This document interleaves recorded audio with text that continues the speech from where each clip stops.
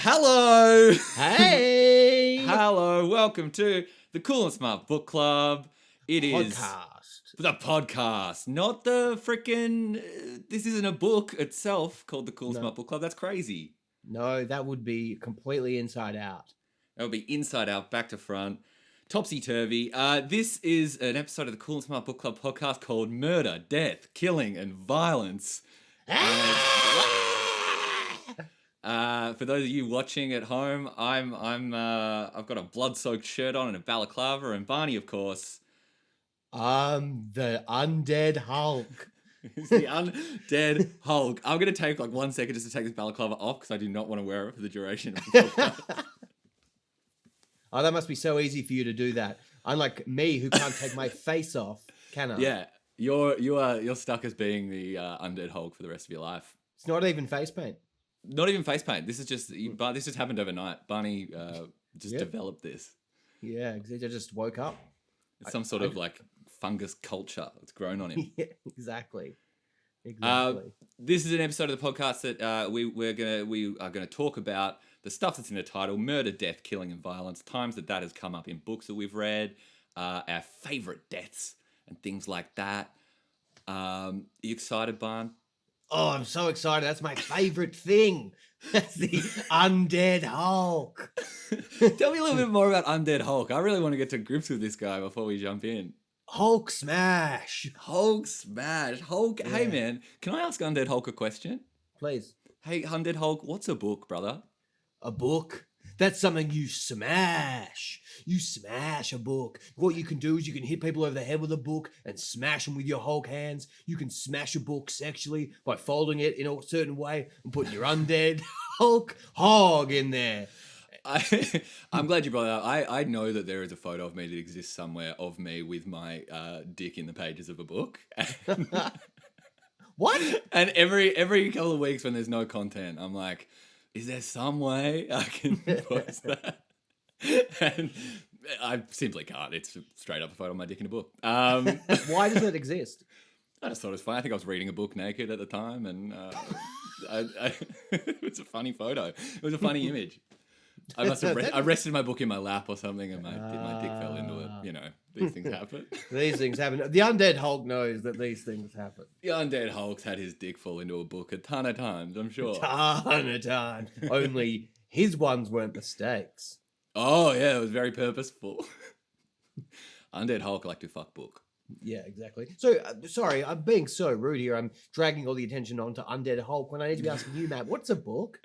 So a book to me, a book is much like Undead Hulk said, a book is something you smash. I think a book's something you stab, brother. I brought a blade. A book is for stabbing. A book's for carving up. A book is something you plunge a basilisk fang into and black blood dribbles out. Because a book can contain a person's soul. That is beautiful. That's poetic. That's awesome. Thank you. I did poetry again. Oopsie. Oh, yeah. Take me out to pasture. I'll be the first recorded death on the pod. One of many. One of many to come. We're going to kill so many people today. Live and on air. Do you know what would be sweet if this was a true crime podcast and this is how we rocked up to do it? So the body, you wouldn't believe it. It was carved in two. No! That's my new headcanon about old true crime podcasts, is that unbeknownst to us, they're being recorded in this kind of setting. Yeah. Everyone on like Serial is in skeleton makeup and Ooh, that's how they get in the zone. Ooh, Bryce did point out to us when we suggested doing this episode of the podcast, he was like, maybe we should save it for Halloween. And maybe we should have. But we're here now. So yeah. Exactly. Maybe this would be a Halloween themed pod, but neither of us can delay the gratification. Gratification. Yeah, thank you. That's exactly it. Neither of us would ever pass the marshmallow test. No. In a million years. Do you think you pass the marshmallow test now? Well, I know the content. Yeah, I probably would. I reckon I could do it this now, but as a kid, no way. I just don't think especially now, I don't give enough of a shit about a marshmallow. I think I'd probably still go in. I'd just be like, yeah, eat the marshmallow, get me out of here. Yeah. What if they were like, all right, we're just leaving the room for a moment. Here's a book. Don't put your dick in it. Like, would you be able to resist? And if you do resist for 15 minutes, we'll give you 2 books to put your dick in. I know, I couldn't resist, man. I couldn't resist. I've actually never read a book in my life. I just wipe my is it your frenulum? Is that the knob of your dick? I thought that was the bit of skin that attached. That's it, like the banjo string. Yeah. Whatever. Yeah, I just wipe my knob across it. Well, pod's off to a great start. Yeah, it's off to a flyer. We are really talking about books already. Talking about books, talking about dongs, talking about freaking death, brother. Yeah. Would you like me to start asking you some death questions, Barnaby? Oh, yes, please, Matt. That's me. Actually, you know what? First, I'd like to start by just asking you, Barney and / Undead Hulk, what is a death? What is a death? What is a death? Well, what is death? To me, Undead Hulk, it's just a glow up. It's just an opportunity to look sexier than ever. Sexier than ever. Because you come back to life and things are pretty sweet. It's dark for a while. And in the darkness, you see every season of Stranger Things, but you're watching it from the upside down. Oh my God. So you're going like through the dimensions and stuff. Yeah. That's some spooky shit. So when you die, you think you go into the upside down and watch the lives of all those people, like Steve Harrington and shit. They just all unfold before your eyes. Unfold before your eyes. And you're in there. But then if anyone comes into the upside down, like 11 does sometimes, you're like, what the hell are you doing here? Hey, get out of here. I'm trying to watch a movie. I'm trying to watch the movie. I'm dying here. Yeah. That's cool. Yeah, that sounds like death. For me, I think it's more about the cessation of life. It's about when someone stops breathing, heart stops beating, brain stops doing activities and stuff, cells begin to decay, etc. I'm more of a traditionalist when it comes to my death definitions, I guess. Interesting. Shrink me, Barn. Interesting. It sounds interesting. That's all I can say right now. Barney's been in class since 9 a.m. and it is I've done 6 p.m. I've done 8 hours of psychology. The mere fact that he managed to, between the finishing his meetings and starting his podcast, he got makeup on is truly a achievement. Thank you. I kind of feel like if I close my eyes, I would fall asleep. Like, so make sure I don't close my eyes. Do not close your eyes. If you're watching at home, if you at any point see Barney close his eyes, punch the screen. Wake me up. Wake up, Jeff. Wake up, Jeff. Wake him right up. Because you know what's the closest thing to sleep? Oh, what's that, Barn? Death. That's right. Yeah. As seminal New York hip-hop artist Nas once said, I don't sleep because sleep is the cousin of death. Yep, exactly. Beautiful. Street poetry. And I hate meeting people's cousins. I hate it. I hate meeting cousins. I don't want to hang with cousins. I'll meet a brother or sister because at least they look similar. But if cousin, what I've got to learn about aunts and uncles and what's the connection? Second cousin, twice removed. Get off my case. Get out of here, cousin. Anyway. Let's talk about books and such. All right, Barney. What is the first death in a book that you remember? Do you remember like the first death you read on paper?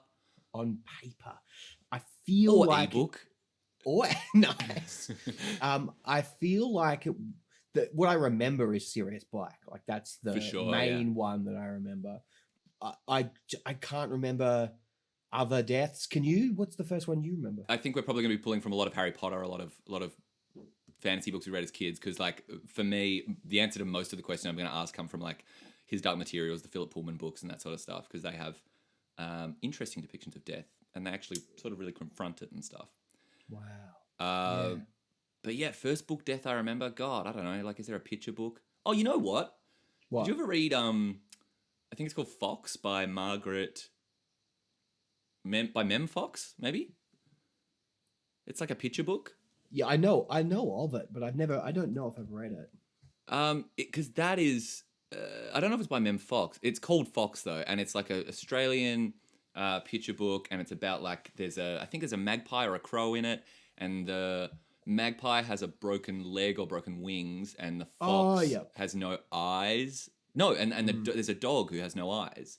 So the magpie's like, I'll be your eyes and you'll be my wings, and they ride around together.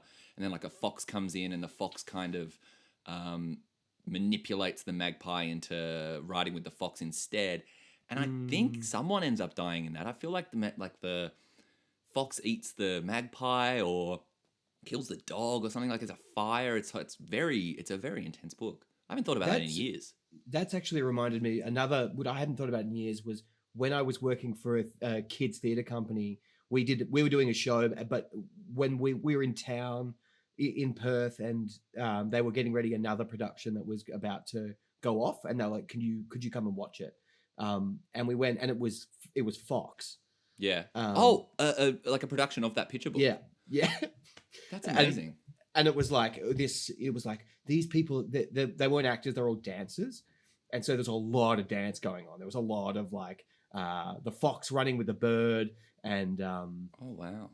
It was really, really, really terrible.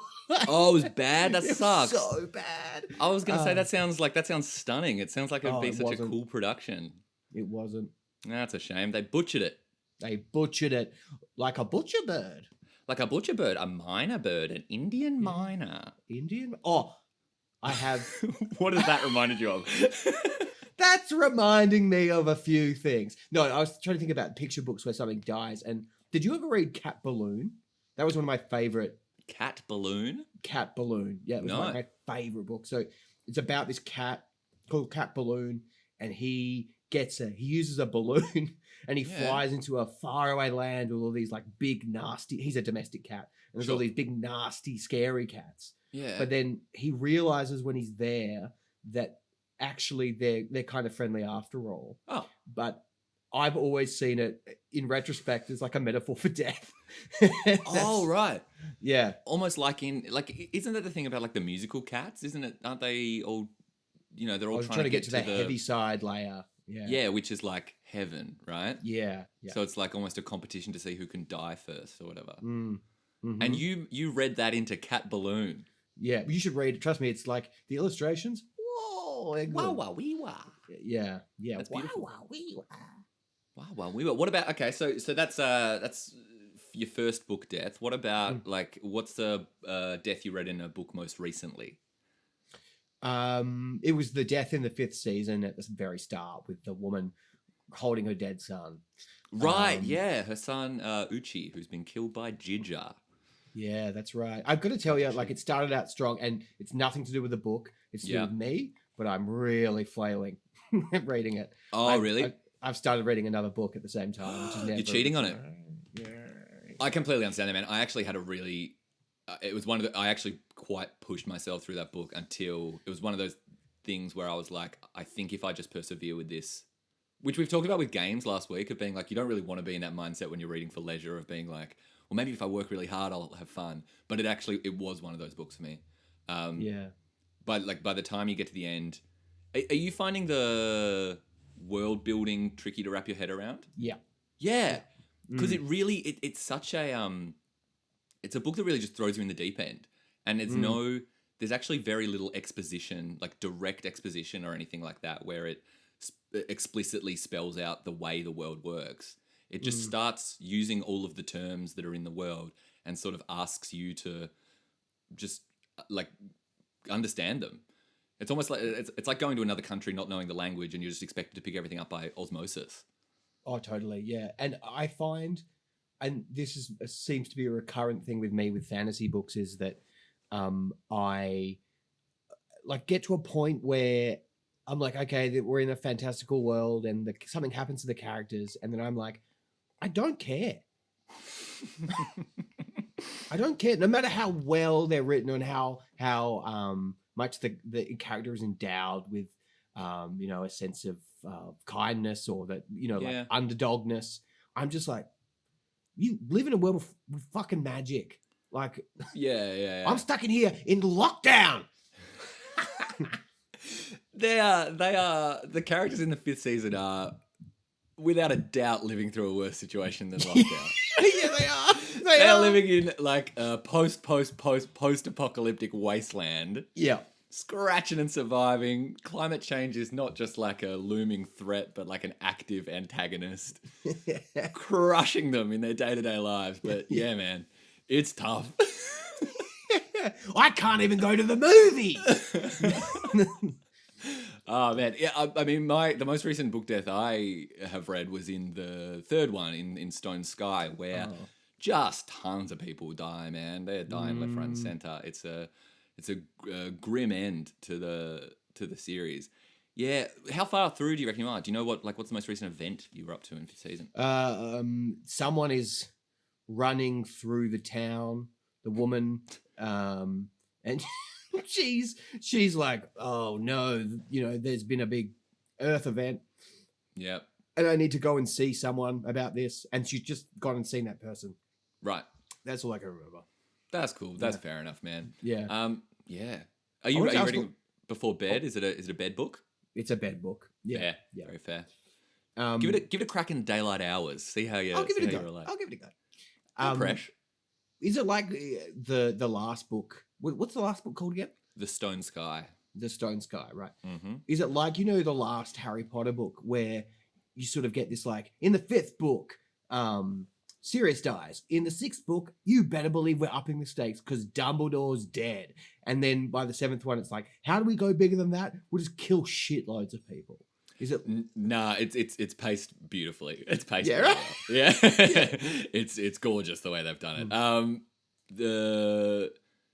Like a lot of people do die, but it doesn't feel like wanton murder. It's just like everything's quite justified. And I would say that the 3rd book does a way better job of more explicitly world building than the first does. There are whole chapters dedicated to, because you don't even really know who the narrator is yet reading the 5th season. You'll find that out. And there's whole chapters dedicated to sort of the narrator basically spelling out for you exactly how the world got into the position it is. And that's cool. Yeah, it's really good. And it genuinely feels like a payoff. You're like, oh my God, like I did work, like the journey was difficult, but worthwhile, and doubly worthwhile for the fact that now I have like a complete picture of the way that this world came to be. So I'll continue to recommend it. Okay. But yeah, it is a tricky read, and it's not. And the good thing about, like, normally when I'm reading a fantasy book, it is leisurely, And this, I would say that trilogy, the Broken Earth trilogy, is not a super leisurely read. It's because it's I reckon it's fucking real great literature, man. Yeah, but like I'm not doubting the quality of it. Like I think it's really good. Like it's my like weird lockdown, like you don't understand what I'm going through, has got nothing to do with how good the book is. Like I acknowledge it fully. Like it is really good, and I would recommend it to people. It's just my problem. Yeah, you're fucked in the head, bro. I'm crazy. You're cuckoo. Were there any deaths in your Upright Beasts and so on? Anyone drop dead in that? No. No one. Yeah, no, I don't think so. Next question. What were you going to say? I was just going to say, it just made me think. I don't know if you've read much of Uzumaki yet either, but there's some fucking crazy deaths in that. Hell yeah! I've only read the first bit of that, and I loved it because it's amazing. But I have laid off it because I'm so tired when I go to bed that a lot of the time I'm like I'm not taking this in properly, and like I feel like I should. Yeah. And also, it'll give you freaking nightmares, dude. Oh man, I want those. I love a good nightmare from a book. Love a good nightmare? Yeah. You do actually. You're a big fan of those. Yeah. I like to be spooked. Yeah. I like to be scared a little bit. Right. Any other recent book deaths you remember? Recent book deaths. I can't remember a recent one that I've read, but I can remember. There's someone. Sorry, Maddie or Cam just walked in like that sliver of light in the background of your thing. And with you already looking like a floating face in the Zoom thing and just seeing someone like just a shadow pass over the background screen looked genuinely frightening. Matt, there's no one there. No one's at home. No one's at home. That's Everyone in this house has been dead for years. no. Sorry, I interrupted you. What were you saying? I think I was just saying no, but I wanted to ask you a question, and I wanted to say, what's your most favorite death in a book / least favorite death in a book? Oh, my most favorite / least favorite death in a book. Man, my most favorite is probably, like I was saying, like a lot of the ones in his Dark Materials are really cool. There's one in. Actually, I'll save that one for later. But there is the one at the end of the Amber Spyglass where like Lord Asriel, who's like Lyra's father, and he's like a kind of an adventurer, but also kind of a cunt. Like he's a bad dude, but he's also a freaking genius and all this shit. And him and his lover literally like kill God and jump into a yawning pit. And they like, it's fucking badass, man. It's like these series of children's books, and then the climax of it is literally like God gets murdered by this science dude. It's so sick. So I'm a big fan of that. I'm a huge fan of that death. It's really, really cool. So and there's also another really good death in that with like Lee Scoresby, who's like a freaking Texan gunslinging hot air balloon riding guy. He has like a final short sort of standoff with a bunch of people, and his like little hare rabbit demon who hangs out with him like helps him, go out swinging. It's very, very beautiful. Oh, those are two great answers. That'd be my most favorite, I reckon. That's probably one of my favos. I don't know about least. That's a good question. I'm sort of casting my eyes around, kind of just looking for books that had deaths in them. I can tell you my least favorite if you want. Hit me, brother. So in year 12, I wrote a short story. And the death in that short story is my least favorite death I've ever read. So basically it was like, I was like going through a phase in year 12 of like really being into like Tim Minchin and like existentialism, but without actually wrapping my head around the fact that the concept of like nothing matters is kind of, it's horrible. Like it was just cool. What do you cool? That's pretty edgy, Mum. What are you making for dinner?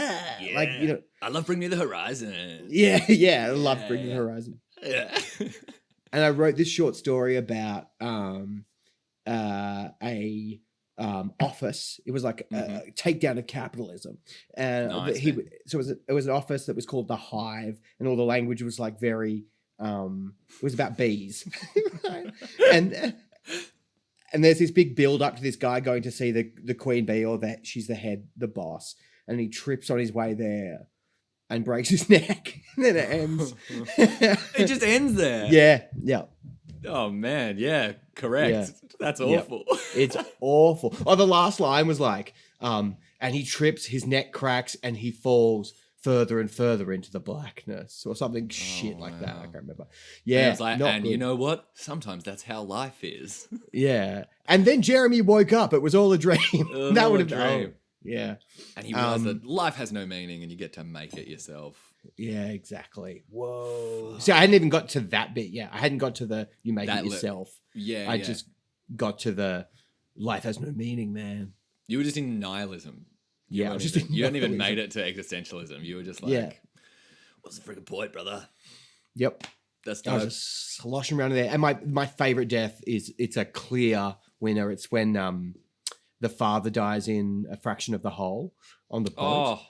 Oh my God. It's so good. It's so compelling. Beautiful. Yeah.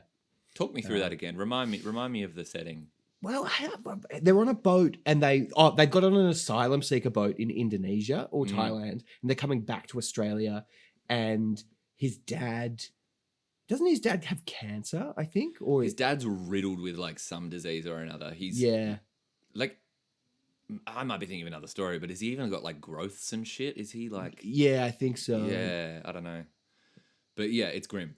Yeah, he dies on a boat, and then they push him, I think, over into the ocean. Yeah, they give him a water burial. Yeah. Man. It's so beautiful. Like I actually remember one of the things that convinced me to read it was you were telling me about, and you told me you cried when that happened. I did. Or like when him and his son made peace with each other or something like that. You really loved that.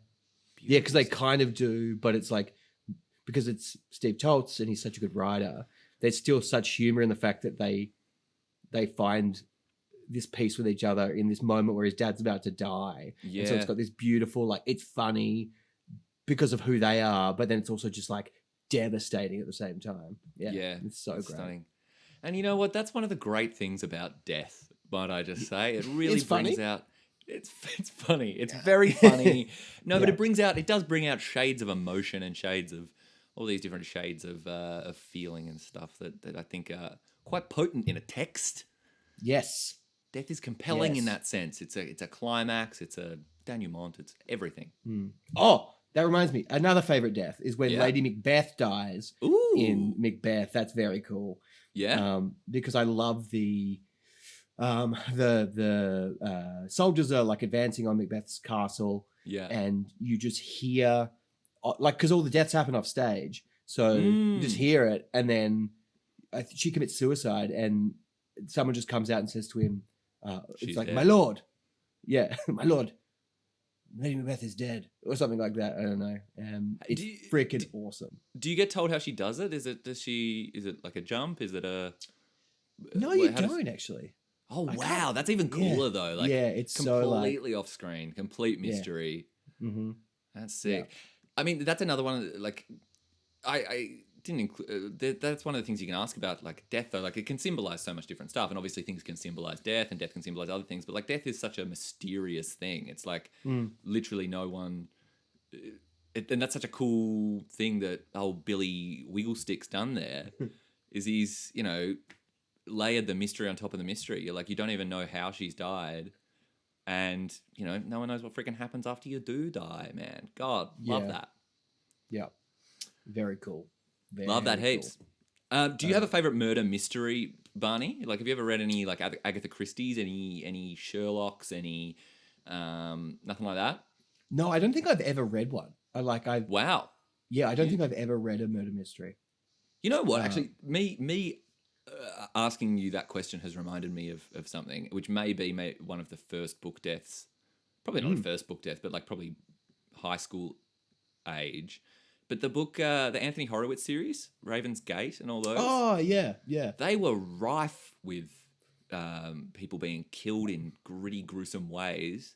Yeah. Like, I remember there's whatever the first death is in Raven's Gate, I remember me and one of my friends were reading that book at the same time, and he couldn't proceed because he was so skeeved out by the death. I Really? can't remember what it is. I know there's paintings with blood and stuff, and like someone comes home. I think it's like someone comes home to a farmhouse and they find the place is, someone's been torn asunder. And it's like quite graphic for like YA fiction. Not even Did YA, they- like children's. Yeah. Children. Did he ever write more? Because I read the first one, and I was like, this. It has witches in it, right? So I was in. Oh yeah. And I remember it being so creepy with the like this kid. He's like powerless, Yeah. and then he tries and leaves, and he realizes that the road just loops back on itself. And Yeah. oh, it was so cool, and everything's just so uncomfortable. Yeah. And then the second one, they like go to Peru, and I Yeah, it's like they I was start doing like oh. the Nazca lines and all that sort of stuff. And like it's interesting, but it completely loses like the small scale creepiness that the first book had, because it becomes this like power of 5. You're all connected across the globe, and you're the Incas, and you're gonna open a gateway to hell and all this shit. And you're like, cool. Like, tell me more about those freaking witches, man. They were Take me back to the witches. That was awesome. like, it was so that was so where it's just like this guy who's like sort of a petty thief, and he's accidentally stumbled into a coven, and like that's fun. That's like tense and makes me think of like those sort of horror movies like I don't know, like Get Out or things like that, where like things are located in just like you go away from the comfortable place and go to like just a weird isolated place somewhere else where you just like an isolated place where all of the murder is located. Like I really love that. And it's the same with like I watched Midsummer the other week, and that's another sort of thing where it's like the movie is just about how there's just this one spot where you're going to go to, and everything bad that you can possibly imagine is going to be there for a couple of days. Like that's what Raven's Gate was like. And then the rest of them, just got too broad. Too broad. Take it back I never to the finished that witches. series. No, I read the first 2, and then that was it. Yep, that was the same. Yeah. But Oh, he did a lot. The reason why it reminded me of that is because Horowitz does a lot of murder mysteries, that sort of stuff. Yeah, that's right. He does. Yeah, I've never read any of his adult books. I don't know that he does any. I'm just thinking, like, I just know he does. I think he actually wrote a James Bond. I think he got, Whoa. because James Bond's one of those series where like a new author gets tapped every couple of years to be like, hey man, do you want to write? Do you want to be the new James Bond guy? And I think Horowitz Yeah. got a couple of stabs at it. Oh, okay. I've never read a James Bond book in my life. No, me either, and I Yeah. don't really intend to. but and I don't even know if you call that a murder mystery. That's some spy shit. So there were some good deaths in the Alex Rider books as well. Was that Horowitz? Like your Yeah, it Stormbreaker? was. Yeah, it That was was. Horowitz as well. There were some good deaths in those. There was some cool Yep. sniping and shit. There's a great one at the start of, I think, like Eagle Strike or something, where a guy snipes he not only, his partner has a deadly spider on his throat, but also they have to assassinate someone, and he shoots the spider off the throat and kills the target at the same time. You're like, God damn. God damn. Badass. That's freaking cool. That is very cool. Very fucking cool, man. I read a few Sherlocks back in the day. I read a few of those, a few Arthur Conan Doyles. Yeah, but they're just so old. Yeah, and then and Sherlock's been done better since. He's in the public domain, so more modern heads have prevailed. Yeah. Like, yep. fucking Moffat or whatever his name is. That. Oh, and you know what? I love the Robert Downey Jr. one. I'm gonna say it. The Guy Ritchie Sherlock Holmes, one of my favorite movies of all time. I've heard from like Maddie, my girlfriend. She was like, it's so good. I've seen the Benedict Cumberbatch version, and my only reaction to it is like, this guy's a prick. Like, oh, he's an asshole, man. Yeah, yeah, and that's kind of part of his shtick, but it is incredibly grating. You can't really, yeah, and especially like when I watched it, it was like I was watching an episode a week kind of thing. So you could kind of put up with you could handle an hour of Cumberbatch being an asshole, with 7 days in between it. But if you sit down and you try and binge the whole series, you're just like, man, freaking the guy from The Hobbit can't catch a break. yeah. The guy from The Hobbit and The Office And can't catch a break. Yeah, that's his other big one. The guy who's nude in Love Actually. You can't catch a Can't break. catch a break. Poor old little Marty Freeman. But yeah, but like, yeah, the Robert Downey Jr. one's great. Anyway, Sherlock Holmes is cool. Murder mysteries are cool. I have watched. I got really into the TV series Shetland during the lockdown last year, which I've is never like, heard of that. oh, it's like one of those classic like ABC middle-aged adult crime dramas, Like a and it's Midsummer Murders-y yeah, sort of, no? yeah, but it's more graphic. Like there's okay. more brutal deaths, and it's scarier. And they don't always, like, you know how it always wraps up in Midsummer Murders, whether it doesn't sometimes. It's just like, they didn't get him.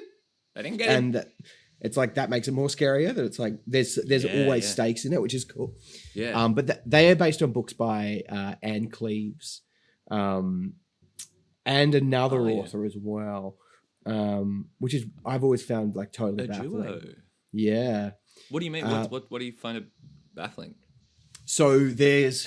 Do you think like they write like Anne writes one word and then the other person writes another? Like, because that would be really, really tricky. Yeah. I We reckon should they do that in should Google Docs. Yeah.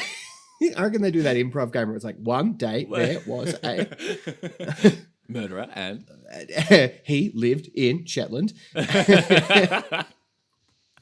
Yeah, one of them just really bad at it and keeps using Shetland. Anne's really trying to drive the story, you know, and trying to mix things up. This other guy's just got the same 5 phrases. Yeah, it's just like, and he met murder, like God, down. Can we do a happy one? Yeah, yeah, I'm trying. Okay, cool. Let's keep on going. Where Stab. Yeah, okay. He, where was the body found? Shetland. Yeah, I reckon that's how they're written. Yeah, I reckon that's how they're written too. No, what actually baffles you about that? Do you just mean it's like it's not baffling the concept of it, but more that I remember thinking someone else had written it. Oh, right. Written the books, and then I found out that Anne Cleeves had written it, and then I was like, wait, what? Oh, actually, you know what it might be? What? Because Anne Cleeves wrote Vera, and I think there's this weird crossover in the books where some of the storylines from Shetland, the TV show, are actually taken from the Vera books. Right. Yeah. Should I know who Anne Cleeves is? Is she a public figure or is she just an author? She's like a crime writer. Written lots of crime books. Cool. Yeah. Because sometimes you get those dual authors who are like, I don't know, the guy from Guns N' Roses or something writes a book, but then he also has a like a ghostwriter, but they still credit them, and it's like by Axl Rose and John Krasinski, not John Krasinski, but something like that. So I thought maybe she was like I assume British politician by the name Anne Cleeves. I don't know why that seemed. Yeah. I just thought, man, and then she was just dabbling in a little bit of murder mystery to try and get some votes from Shetland or something. That's where my mind immediately went. Yeah. But the televisation, is that what it is? Of it is just so like classic, like, no, this can't be happening on Shetland again. It's just so, and it's always like, but the county fair's on this weekend. We can't have a murderer running around Detective Perez. It's so good. Like week after week after week. And they go like, why don't you move out? Yeah, get out of here. Why is anyone still in Shetland? Yeah, get out. But because the other cool thing it does, this is the Shetland podcast, is it goes from like Monster of the Week, Murder of the Week, and then in the second season just turns into like a serial. Cool. And you do not expect it. And it's really well done. Yeah. That's a cool... What do you watch it on? Is it on what's a Netflix. Oh, yeah. On the flicks. On the flicks. Yeah. Fuck yeah. One of the first... speaking of small English town murders, one of the first on-screen deaths I remember really vividly is the one in Hot Fuzz when the thing gets pushed off the top of the church and crushes the guy's head. That is etched into my brain because I remember I watched that when I was in like grade 7 or something, but it was so I don't think I'd ever seen a death as gruesome as that on screen. Yeah, I think mine would, like, in terms of early like television deaths, is, did you ever watch Wire in the Blood? It's another like English crime drama. I was raised on them apparently. You really were. Where there's a scene in that because the guy's like a criminal psychologist, and as part of the way that they kind of do it is that he can figure out the minds of criminals, but his teenage daughter commits suicide. Well, she attempts suicide, and he comes home and she's like slit her wrists, and he's like trying to hold her wrists up, and she died. It's so awful. Oh man, fuck that. Yeah, it was really fucked up. It was really fucked up. Wrist slitting is my least favorite Me too. Of death. I can't stand it. Yeah, I'm starting to feel like I'm going to gag talking about it. That's wow. Okay. Yeah. I mean, it's one of the things where I can feel it very viscerally, and it stings to think about. So let's stop. Yeah, let's move on. Let's move on. Talk about. I wanted to ask you, Barn, what can you think of a character in a book who was dying and you would have liked to have saved? Yes, I can. Yeah. It is the In Salem's Lot, the Stephen King book about vampires. Oh, yeah. There is a smart old English teacher man who is lovely, kind, and caring, and he figures out the vampire thing. And he's clever, conniving, comes up with great plans, and he dies. And the other characters, I was just like, he was the one that like should have lived. Like the rest of you are cunts. So based on your general opinion of I think that book, do you wish he lived so that the book would have maybe been half as long? Yeah. Yeah. If he lived, everything else wouldn't have fallen to shit. Yeah. It's that one is such a classic. You know, like it's not scary once you see the monster. Like building up to it, when there's just random, you're like, wow, this is fucking awesome. Ooh, tension. And then, Yeah, the more you just- see the vampires, the worse it is. Are they just basic? What, is there any sort of twist to the vampires in Salem's Lot? Has he added any little, a bit of spice to these vampires, or are they just vanilla vampires? They there are only a few of them that are like very cognizant. So there's like Okay. other people that have been turned into vampires. They like baby vampires. They're like really dumb. And then there's Okay. also people that are very smart. But it's interesting because the whole thing gets blown out to such a degree, and it goes for so fucking long. But then he obviously realizes, he's like, "Duh," and so he has this little epilogue at the end, which like takes it back to being scary again because it's in the snow and it's all dark and like. Yeah. So he's obviously been like, God damn it, Oh, I'm just gonna no. put this in at the end. Yeah. Classic Kingy. What about you? Is there anyone that you would like to save? Anyone I'd like to save? I don't know, man. I I put this agenda together and failed to think of any guests. Yeah. So now I'm looking around my room, being like, "Fuck, when has someone died in a book?"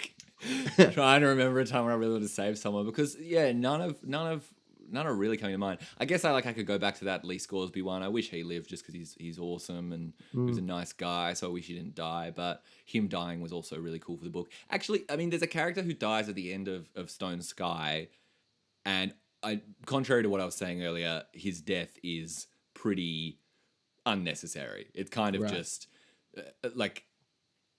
I don't think this really spoils anything, but they're traveling literally like through the earth to try and get from one place to another. And when they they go as a group, and when they come out the other side, like one of the significant characters is just missing. And obviously he's been stopped somewhere in the middle of the earth. But so it's just kind of, you're like, oh, so he's gone.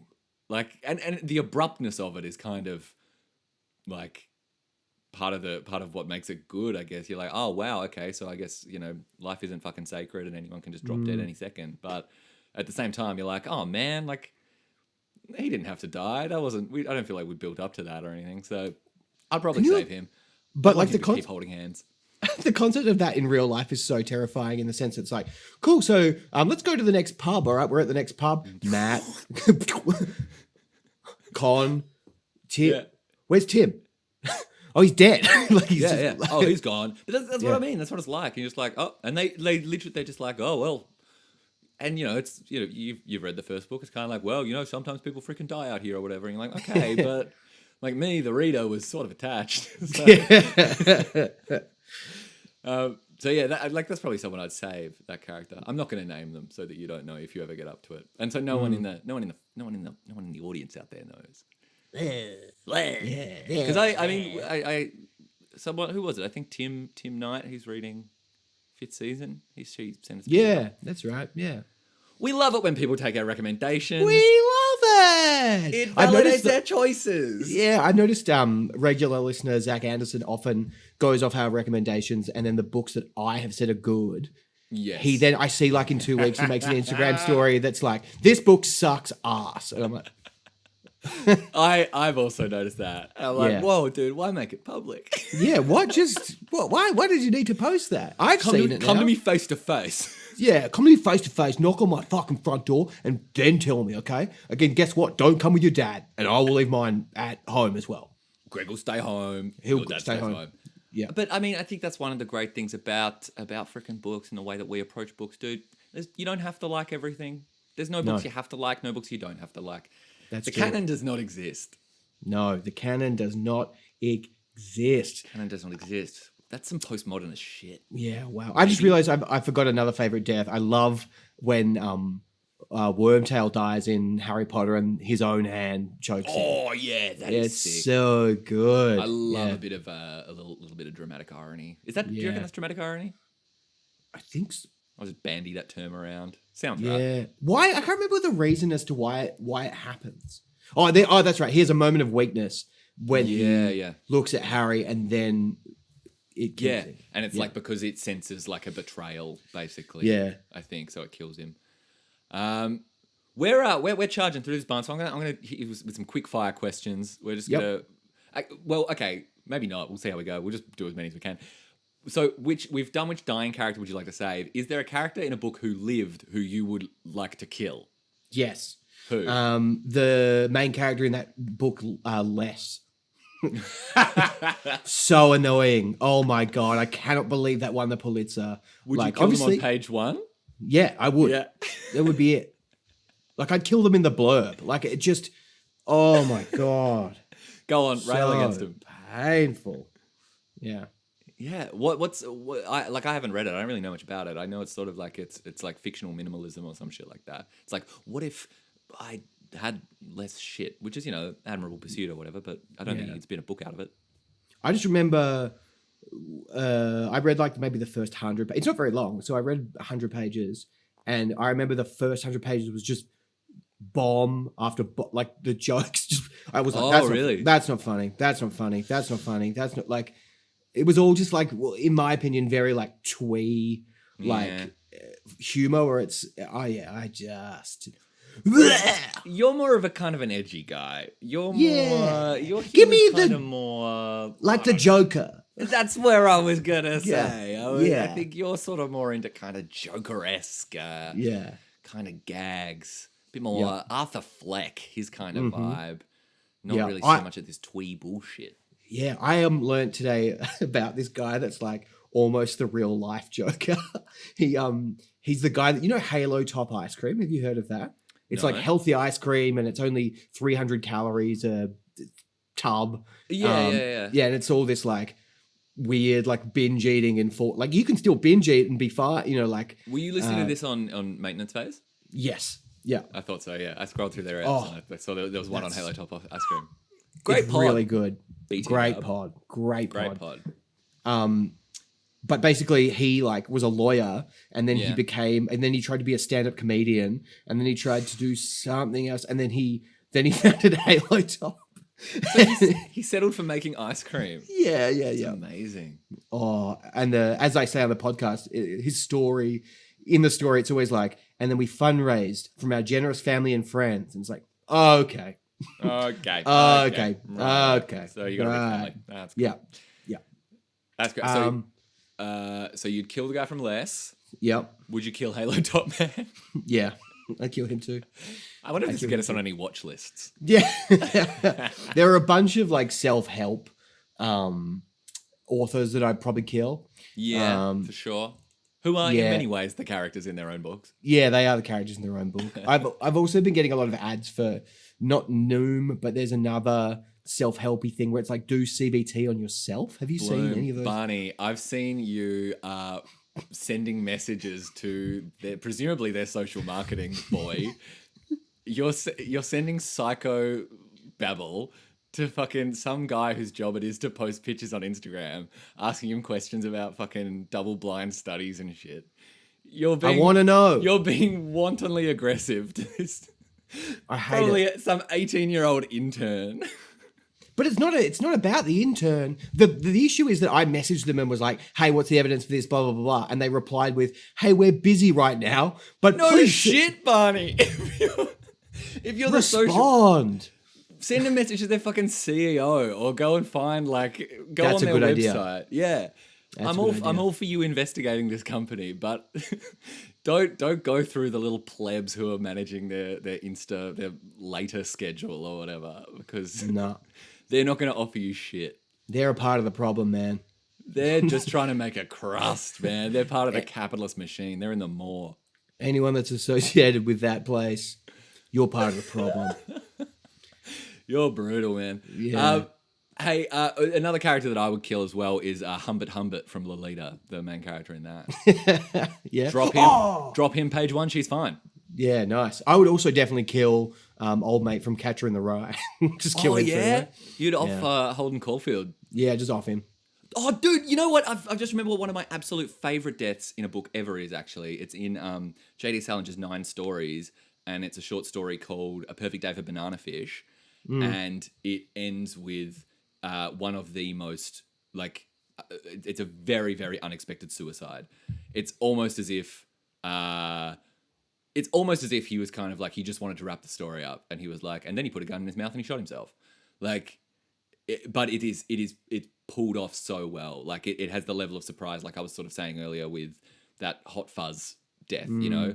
Like I just absolutely didn't see it coming because it's such a, you know, it's a great short story, quite well written, very nuanced. It's all about, because I quite like a lot of J.D. Salinger's writing because it has really cool, like he has a real handle on the minutiae of social interactions and stuff, which I really like. And it plays out a lot of that. And then at the end, yeah, just out of nowhere, this huge piece of action where this guy just on his honeymoon, like in a honeymoon suite, just kills himself. And it's, I remember when I read that, I was like, holy fucking shit, books are so crazy. Far out. You know what? I would also kill the main character of On the Road by Jack Kerouac, who is kind of Jack Kerouac. He'd like be like, and now I'm leaving, and I pulled on my denim jacket, and then he'd be like, oh no, 20 cowboys, and then they just like fire. No, you know how it would go, Bart? If you were writing it, it would go, I put on my denim jacket, I was heading on the road, and then I tripped over and I fell further into the blackness. Yeah, he would. And I broke my neck. Yeah, I broke my neck. And I broke my neck. And while I was in the blackness, I broke my neck. Yeah, that's. Oh, jeez. Oh, jeez. Barn, I reckon this might be almost one of our final questions. Who is there a book character from a book that you would want to kill you? Yes. Who would you want to off you? Harry Potter. Just to make him do it. Yeah, literally. That's a good one, man. Yeah, just to make him have to do it. That's the same with like Batman or Superman. I reckon they're the same. You're just like, yeah, go on, break your code.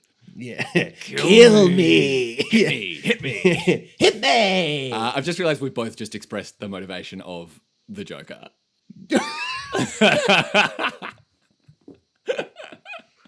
Oh, jeez. That's literally his entire deal. Oh, well. We're Joker-fied, dude. We're red-pilled. We're Joker-pilled. We're Joker-pilled. Fuck. That's amazing. Yeah, fair call. Yeah. How would you want Harry to do it? Just like AK, Avada Kedavra? No, I call it AK. No, I'm similar though. I was thinking AK-47. Oh, cool. Yeah. So he's like, yeah. I would love to see Harry popping off a few rounds. I want to see Harry use a gun. I want to see Harry use a gun so bad, man. Oh my god. Is there a single gun in all of the Harry Potter books? No. I don't reckon there is. No. I reckon there might be one. Like, I reckon the word gun is maybe mentioned maybe when, like, Sirius is getting arrested or something and, like, cops are pointing guns at him or something. I don't know. Oh, yes. Yep. There's definitely guns in Fantastic Beasts and Where to Find Them. All that stuff. Yeah, because that's in America. That's in New York. So they gotta have... Bang! Yeah. Yeah, true. Yeah, cool. Anyone else you want to kill you? Or it's just HP? I think it's just H. Or Dobby. Yeah, that's rough. That's a. Yeah. I'd save him. I'd say Dobby too. Oh, definitely, I'd save him. But then I'd be like, "No, kill me." Yeah, I've saved your life. Now, please take mine. Take mine on this beach. One of my questions was, have you got a most memorable non-human death? And I mean, Dobby's probably up there, right? Oh yeah, that's fucking tragic. That's tragic. I'm trying to think if I can. I kind of like as soon as there's a dog in a book, I'm always like, yeah, shit. that's dying. Yeah. Brace myself. Yep. Brace myself. I got my vaccination yesterday, and while I was sitting there, and actually it reminds me of another thing that we used to do. But while I was sitting there waiting for it, I was just saying in my head, I was like, "This is gonna hurt so bad. This is gonna hurt," like over convincing myself so that I knew that it would underwhelm me when it actually happened. I was like, "This is gonna fucking hurt so much." And it reminds me of before we used to do shows, and after we did that Zach Zucker workshop, when we were like, I'd go on stage and be like, "You're not funny. You've never been funny. You never will be funny." And the harder you convince yourself of that, the more accidentally funny you ended up being. It was great. Yeah, totally. Yeah. That's such a cool little trick. Weird how the brain works. Yeah. My most memorable non-human death for me was from, it's in Northern Lights, the first Philip Pullman, his Dark Materials book, and it's when there's an armored polar bear fight at the end of the book, and one of the polar bears punches the other polar bear's jaw clean off. Oh. And it's vivid in the book. It's really cool in the book. You can very much see it. Then when they made like the shitty Nicole Kidman, Daniel Craig version of it, and this was like a children's movie, and they depicted the full like this polar bear death in grim detail. I was like, that's the most badass part of the whole film. But then when they did an HBO version of the same series, they like cut away from the scene when that thing happened. I was like, if they're gonna do that scene justice anywhere, it's HBO, surely. But I was disappointed. God damn. It's horrible. It's such a like imagine that happening to you, dude. Imagine getting your jaw punched off your head. Yeah, man. Your tongue just lolling about. Like you and just seeing the jaw spin away. Yeah. Like, that's my jaw. That's my jaw. Oh, yeah. Horrific. Yeah. Can I just say, because I know there's one more question. No. I'll get it in really quickly. Hang on. I want to say. Go the on. best depiction of the afterlife is a book by David Eagleman called Some. And it's like 120 something short vignettes about what the afterlife could be like. Oh, cool. Cool. And, yeah. And the audiobook is read by like Ian McKellen, Noel Fielding, Helen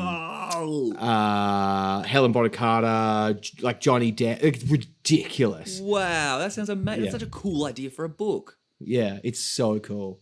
I can't believe you waited until the very end of this podcast to drop that clanger. That's amazing.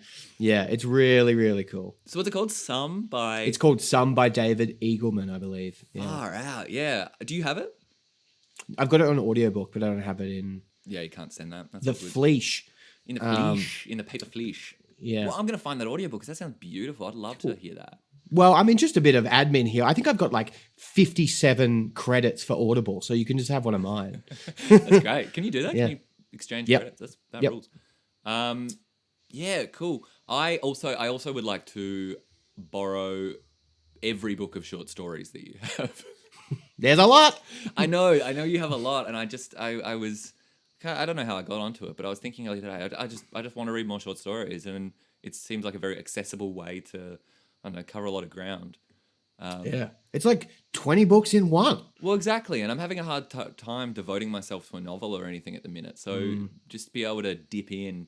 And because then, like, I already have quite a few short story books and stuff, but it means you can, like, you don't have to read the whole book. You can read one short story from that, one short story from another thing. Yeah. It's like channel surfing. It's like channel surfing, or it's like having a few aperitifs. Yeah, it's like tapas. Yes. Spring roll, sausage roll, arancini ball. You know, like that's yummy. Yeah, that's cool. Like in a fancy box at the footy. Yeah, exactly. Maybe we should do short story books as an episode soon then. Yes, I would very much like to do that. We'd like to do short story books, and we're also quite interested in doing an Oz Lit episode. Yeah, well, I'm reading some Oz Lit at the moment, so... What are you in at the moment? I'm reading Tony Birch's new book, which is short stories, actually. Oh, perfect. There you go. I mean, maybe we could both, once you're done with that, palm it off, and I'll get stuck in. But I'd love to read Upright Beast. I'd love to read Dark Tales. Yep, sweet. You know, there's myriad short story books that you have that I've not accessed, and I would love to.